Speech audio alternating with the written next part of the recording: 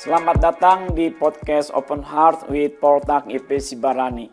Podcast ini adalah sarana untuk menguraikan atau memperbincangkan hal-hal yang penting, yang berguna dalam hidup kita sehari-hari, yang di dalamnya terkandung nilai-nilai yang bersifat edukatif, teologis, filosofis, dan etis.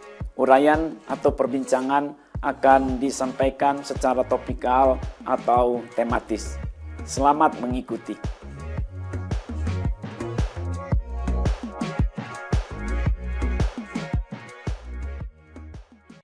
Tema yang akan diperbincangkan pada edisi ini adalah saling menasehati. Saling menasehati. Untuk memperbincangkannya sudah hadir bersama dengan saya dua kawan yang baik hati. Yang pertama adalah Bapak Iman Kurniadi. Apa kabar Bapak Iman? Baik Pak. Sehat ya Pak? Sehat Pak. Syukur ya. Lalu Ibu Rohana. Apa kabar Ibu Rohana? Baik Pak, terima kasih. Sehat juga ya? Ya.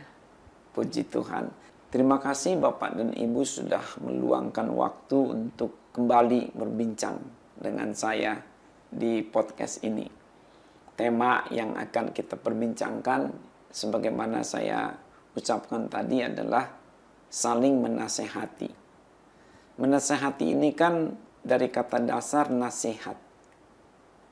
Menasehati adalah satu activity, satu perbuatan, satu tindakan untuk memberikan teguran, untuk memberikan peringatan, atau menyatakan kebenaran kepada seseorang atau satu pihak yang dianggap bersalah atau dinyatakan melakukan pelanggaran tertentu, dengan harapan orang tersebut dapat menerimanya lalu berubah. Menasehati ini butuh oknum, butuh orang. Si A menasehati si B, maka si B juga akan menasehati si A. Itu namanya saling menasehati. Apakah dalam memberi nasihat, saling menasehati itu selalu dihubungkan dengan orang yang melakukan kesalahan? Begitu. Nah, seandainya jika kita memberi wejangan atau nasihat kepada seseorang supaya hati-hati dia tidak melakukan kesalahan, apakah ini juga masuk dalam kategori yang kita perbincangkan, saling menasehati? Begitu. Iya, memang pengertian menasehati kadang itu overlap atau tumpang tindih dengan kegiatan-kegiatan yang berniat sejenis. Seperti memberikan wejangan, memberikan saran-saran, memberikan penyemangatan. Tetapi seharusnya itu dibedakan betul. Ada garis demarkasinya. Menasehati itu selalulah dihubungkan dengan kesalahan, kealfaan, kehilapan, pelanggaran, kejahatan yang terbukti sudah betul-betul negatif, perlu dinasihati. Sebaiknya begitu. Jangan disamakan dengan sekadar memberikan wejangan. Nanti dia tidak ada bentuknya nasihat itu jadinya. Bagaimana dengan yang belum melakukan kejahatan, tapi baru terindikasi akan melakukan kejahatan? Ya, saya melihat itu boleh juga dinasehati. Tetapi kembali harus ada kaitannya, relate-nya dengan kesalahan, pelanggaran, kejahatan, dosa, semacam itu. Dengan kata lain, menasehati itu sesuatu yang sudah terjadi atau past tense. Seperti itu ya Pak ya. Jadi yang bukannya sesuatu yang akan terjadi atau usulan seperti itu. Nasihat bukan usulan semata. Usulan itu kan dapat datang dari seseorang yang lebih ahli kah, lebih berpengalaman kah. Tidak mesti orang bersalah. Lebih dahulu ada kasus baru diberikan usulan. Usulan kan dapat dilakukan atau diberikan dalam rangka peningkatan yang sudah baik sebelumnya. Tetapi kalau menasehati itu, haruslah dia minimal sekali terindikasi dengan adanya tindak kejahatan yang sebentar lagi akan dilakukannya. Ada tanda-tanda yang kuat mengarah ke sana. Tetapi pada umumnya, nasihat itu lebih banyak dia terkait dengan yang ibu katakan tadi, yang past tense. Yang sudah terjadi. Dia sudah melanggar, dia sudah berbuat salah, berbuat tidak benar, sudah jahat, sudah berdosa. Itulah yang dinasehati. Atau sekali lagi, boleh juga lah ditambah sedikit ke arah yang belum terjadi, kejahatannya belum dilakukan, tetapi ada indikasi yang kuat atau yang cukup kuat untuk bahwa dia sebentar lagi itu akan melakukan kejahatan itu. Itulah yang perlu dinasehati. Bisa berikan contoh menasehati seperti apa? Karena mungkin konsep setidaknya saya ya Pak, selama ini menasehati supaya orang itu tidak jatuh, tidak melakukan sesuatu yang salah. Seorang anak telah melakukan kesalahan. Dia menyalahgunakan uang yang diberikan padanya untuk beli buku. Ternyata dipakai buat jajan, itu kan salah. Katakanlah itu bukan kejahatan, tapi itu salah minimal. Ini kan mesti dinasehati. Nah, mengapa Anda memakai uang untuk beli buku itu untuk jajan? Itu keliru, itu salah. Kalau anak terus begitu, nanti yang lain juga akan disalahgunakan untuk yang lain. Tetapi kalau tidak ada persoalan dengan anak itu, tiba-tiba, nah kamu ya nggak boleh pakai uang beli buku untuk jajan. Kan kaget anak itu, si mama atau si ayah kenapa begini ngomong sama saya. Bedakan pengajaran umum dalam rangka ajaran yang normatif, yang biasa, dengan sebagai teguran terhadap yang sudah bersalah.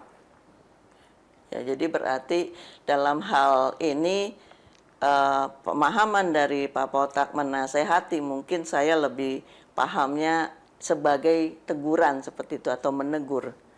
Memang. Berarti menasehati itu artinya kita menegur sesuatu yang sudah dilakukan, nah maksudnya khususnya kesalahan, atau ada suatu indikasi kesalahan ataupun kejahatan akan dilakukan sehingga kita harus menasehati orang tersebut. Benar. Itulah sebabnya tadi usul saya paling tidak sebagai usul. Bedakanlah menasehati itu dengan memberikan wejangan, saran-saran, usul-usul. Lagi pula saran dan usul itu kan kita berikan setelah orang itu memintanya. Mana kita patut memberikan usulan-usulan sementara orang tidak meminta usulan. Beda dengan nasihat. Nasihat itu tidak mesti diminta dulu. Dan banyak orang justru tidak meminta nasihat dalam hal karena itu dia salah. Kebanyakan orang menutupi kesalahannya. Paling tidak mau orang lain tahu kesalahannya. Jadi jangan nunggu-nunggu orang lain yang bersalah itu minta dinasehati. Beda dengan minta saran, minta advice, minta usulan, minta solusi, minta jalan keluar berupa pandangan ya. Itu seyogianya kita jangan asal berikan. Tunggulah mereka itu yang memintanya atau merasa memerlukannya. Masa kita ujuk-ujuk langsung, saya mau beri usulan kepada Anda. Untuk menasehati, kitanya yang akan memberi nasihat itu yang harus proaktif. Jangan tunggu-tunggu orang minta dinasehati. Jadi apa tujuan atau makna dari saling menasehati itu sendiri, Pak? Dapat dirangkumkan menjadi dua ya. Menurut pemahaman saya. mula-mula untuk menyelesaikan kesalahan atau kejahatan yang sudah terjadi itu. Agar dia terlepas. Tentunya setelah dia mengakui. Agar dia terbebas. Agar dia terampuni dari kesalahan atau pelanggaran atau kejahatan atau keberdosaan yang dilakukannya. Sehingga dia tidak terus pada situasi bersalah. Dia harus diberitahukan. Dia harus diingatkan. Dengan demikian dia tadi itu akan mengakuinya. Lalu dia akan terbebas dari tindakan yang keliru itu. Berikutnya adalah untuk mencegah. Kan tadi nasihat ini juga diberikan kepada orang atau pihak yang terindikasi kuat bahwa dia akan segera waktu itu atau pada saatnya itu untuk melakukan kejahatan atau melakukan pelanggaran. Nah, kita sebagai sesamanya haruslah mengingatkan agar dia tercegah dari pelanggaran yang akan dilakukannya itu. Tapi kalau kita bicara kita memberi nasihat dalam konteks orang yang sedang mengalami masalah itu, tidak semua orang punya keberanian, Mbak. Saya berpikir begitu. Iya, benar. Itulah tantangan tersendiri di dalam saling menasehati. Nanti kiranya kita boleh membahas tantangan apa yang dihadapi oleh orang yang akan menasehati sesamanya. Saling menasehati ini perintah, tanggung jawab, atau sebuah kewajiban, Pak, bagi kita semua? Pertama adalah manusia itu, siapapun dia, dapat berbuat jahat. Berikutnya, dunia, bumi ini, di mana kita hidup, adalah dunia bumi yang banyak kejahatan. Bahkan semakin hari semakin jahat. Ingat saja itu di dalam Efesus 5 ayat 16 yang sangat masyhur. Dunia bertambah jahat. Kasih semakin tawar. Kasih semakin dingin. Injil Matius pasal 24 ayat 12. Kalau dihubungkan dengan zaman akhir menjelang akhir zaman, dalam surat 2 Timotius pasal 3 paling tidak ayat 1 sampai 5. Ketahuilah, kata Rasul Paulus, bahwa di zaman akhir manusia akan mencintai dirinya sendiri, tidak hormat orang tua, menjadi hamba uang, tidak menghargai agama, beribadah tetapi tidak melakukannya dengan sungguh. Semakin banyak kejahatan di mana dunia yang semakin dekat kesudahannya. Alasan lain adalah sebagai perwujudan kasih sayang terhadap sesama. Karena mengasihi itu berarti peduli itu. Mengasihi itu berarti kita memperhatikan sesama kita. Kalau dia itu melakukan yang baik, ya kita syukuri, kita terima kasih padanya. Tapi kalau sebaliknya mereka atau dia yang lain itu melakukan yang salah, ya tugas kita lah untuk menasihatinya. Karena apa? Kita mengasihi. Bahkan ada teks-teks dalam Alkitab itu yang betul-betul mengaitkan mengasihi itu yang menasehati.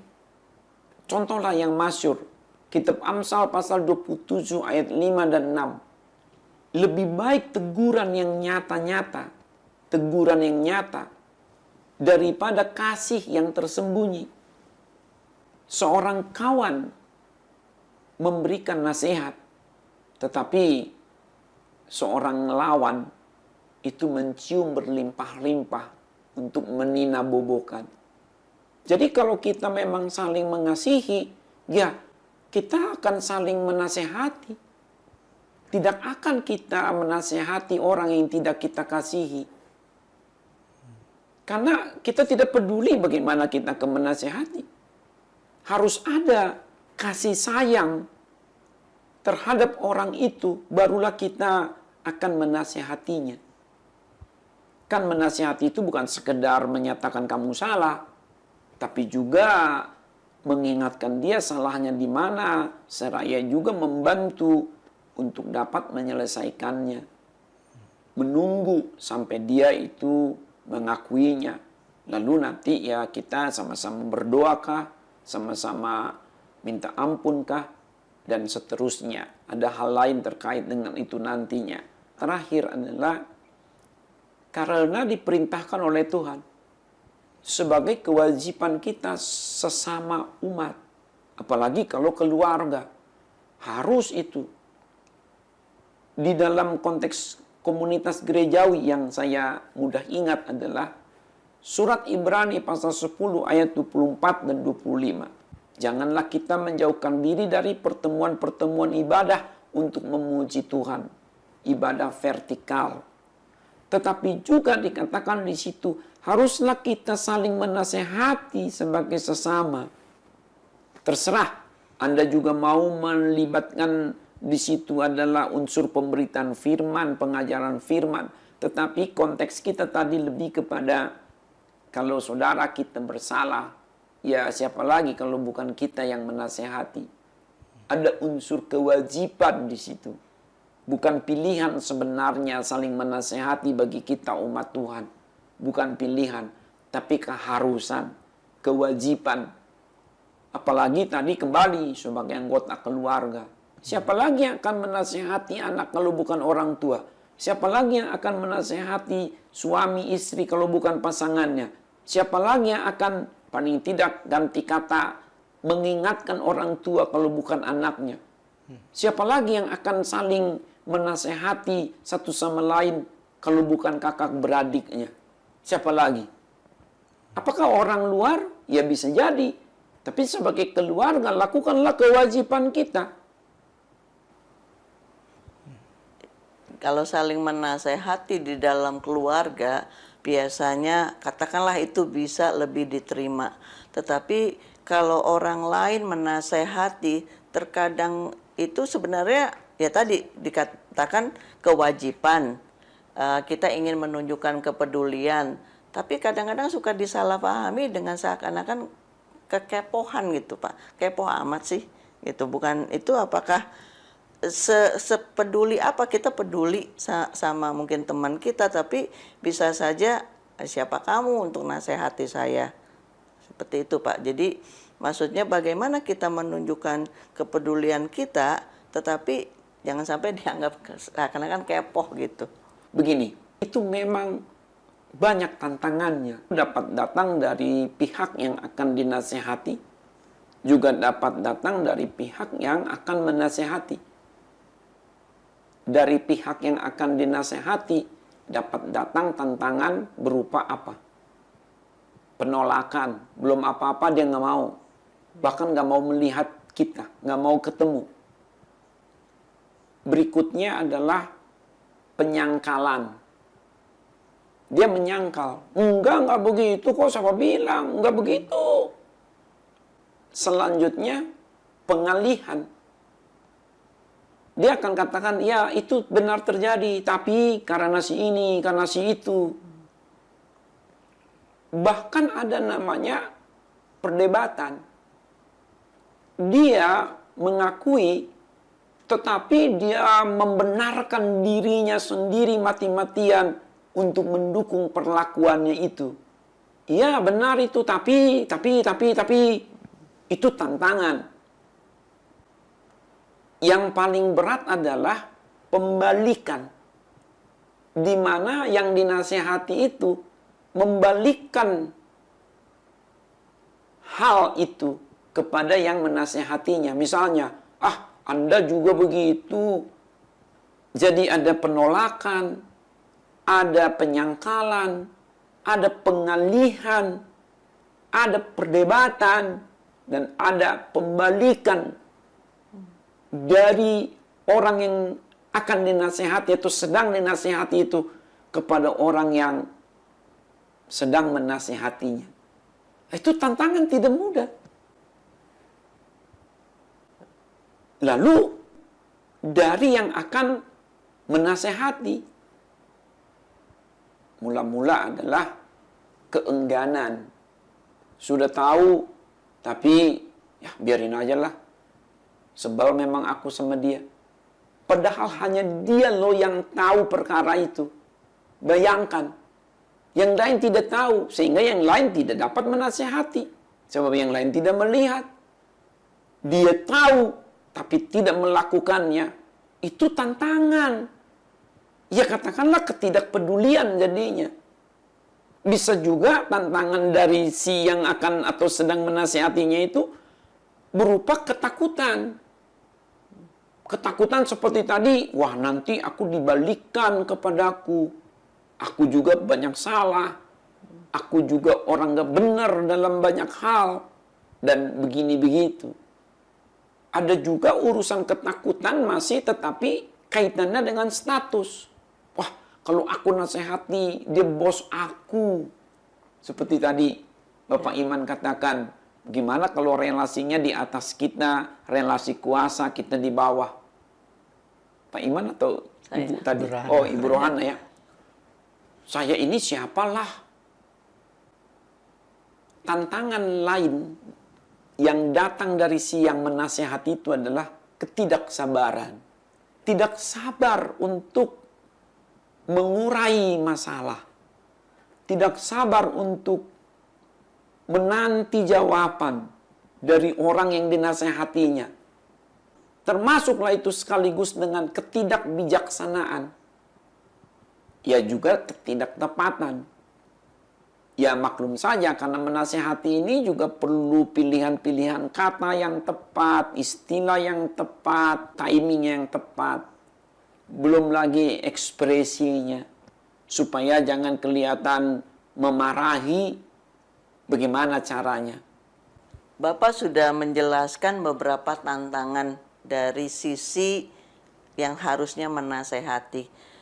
Apakah ini juga merupakan suatu tantangan ketika orang yang harusnya menasehati, tapi dia membiarkan saja atau dia sengaja karena ada rasa biar saja orang itu buat bukan masalah ketidakpedulian, tapi memangnya sengaja dia itu supaya orang yang harusnya dinasehati itu jatuh.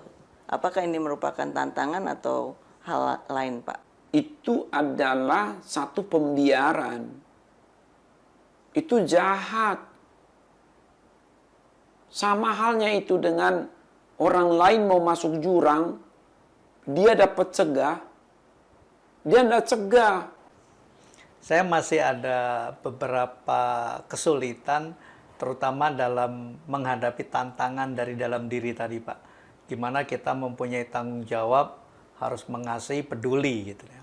Nah ternyata ada satu tantangan yang besar sekali saya melihat, terutama dari dalam diri sendiri gitu ya. Apalagi kalau kita mau memberi nasihat, tetapi orang itu tidak respect gitu kan. Jadi tantangan dalam diri sendiri kan biasanya kita cenderung membiarkan begitu Pak. Nah ini bagaimana ini Pak menghadapi situasi yang menurut saya tantangan dari dalam diri yang sulit gitu. Iya, betul sekali. Saya pun demikian, menyadari betul betapa sulitnya menasehati.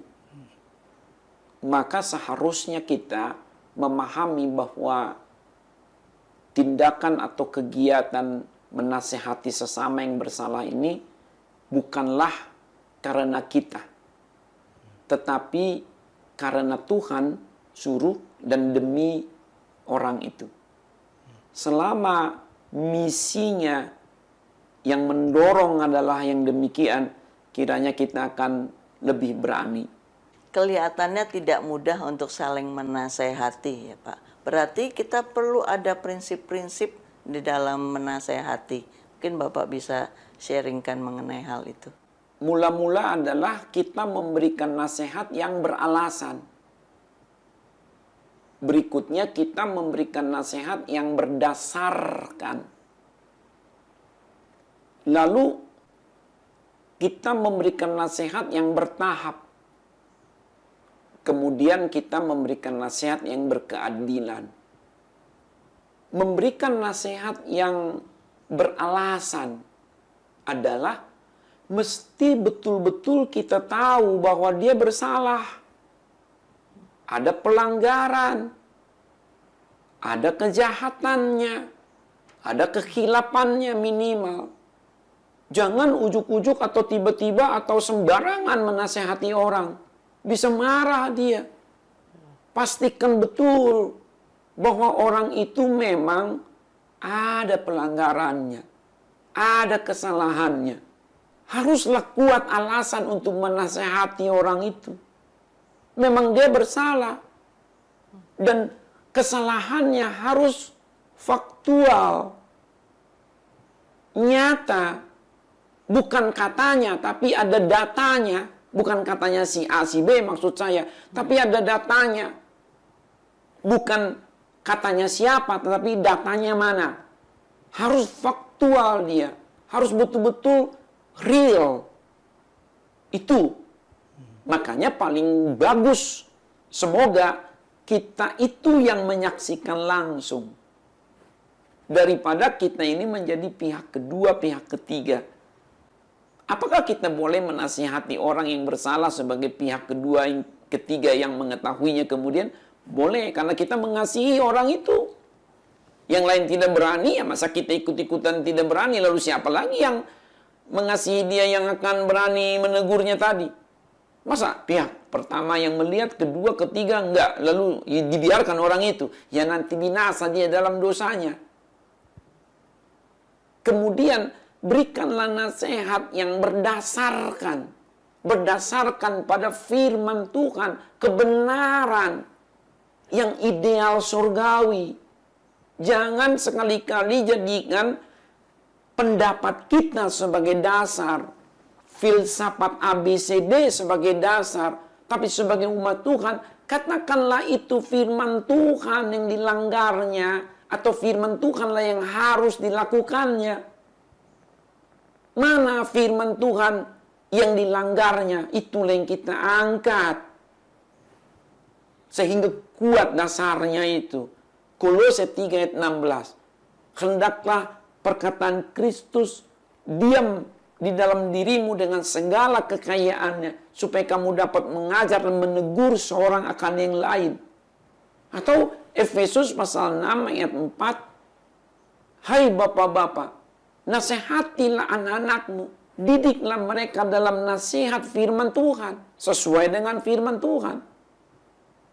Jadi, jangan berdebat antar pendapat manusia, ideologi, filosofi dengan orang yang kita nasihati. Pakailah firman. Kemudian kita memberikan nasihat yang bertahap. Bertahap, maksudnya bertahap di sini adalah ya pelan-pelanlah dulu. Sampai akhirnya jelas tanggapannya apa. Jangan langsung kita anggap satu sesi perbincangan 5 menit urusan selesai misalnya. Jangan. Kita harus bertahap, perlahan-lahan.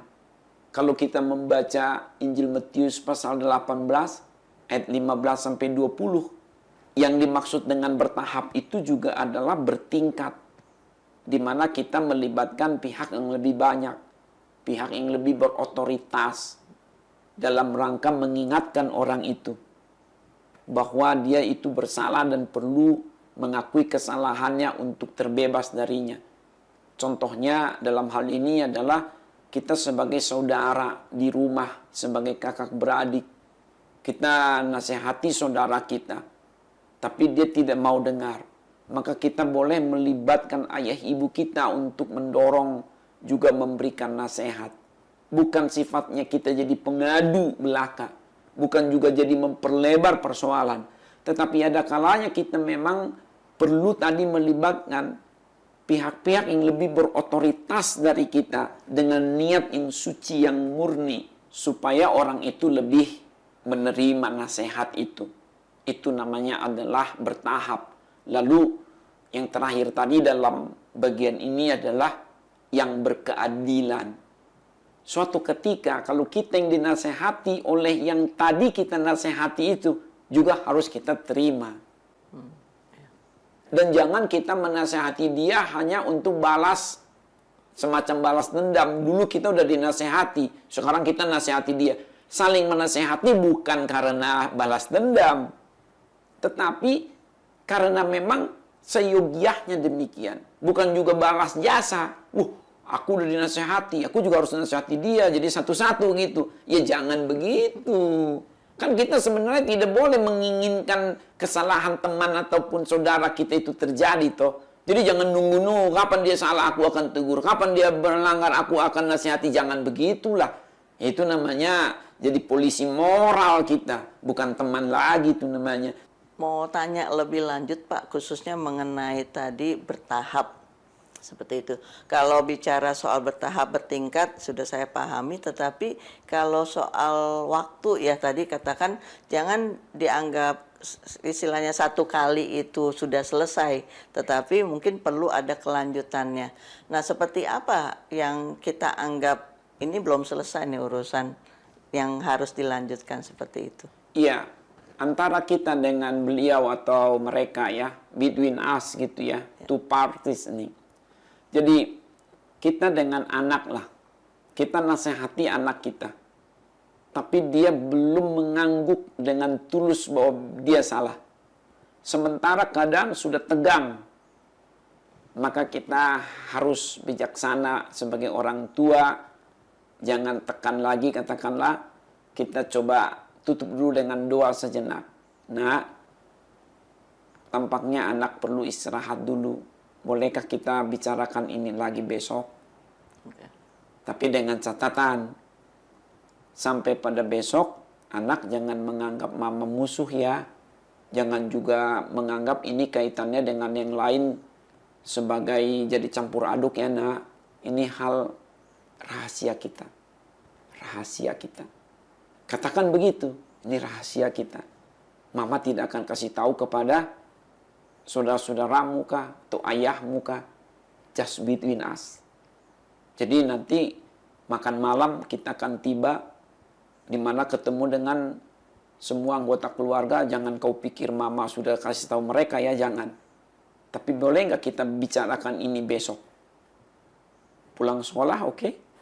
Tapi dengan catatan juga, anak di sekolah jangan bingungkan hal ini. Ini hal lain. Tuhan akan memberikan kita kekuatan untuk menyelesaikannya. Itu contoh. Dan catatlah betul, jangan sampai lupa. Kalau sampai lupa, berarti misi tidak tuntas. Dan si anak itu dia akan lebih siap untuk menanti jam yang dimaksud. Sementara kita lupa, maka persoalan tidak akan selesai.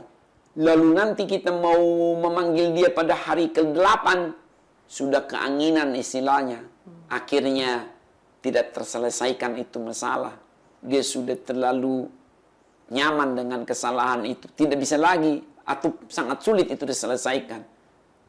Kalaupun kita panggil pada hari ke-8 karena kita lupa 7 hari, katakan. Lalu dia bilang apa?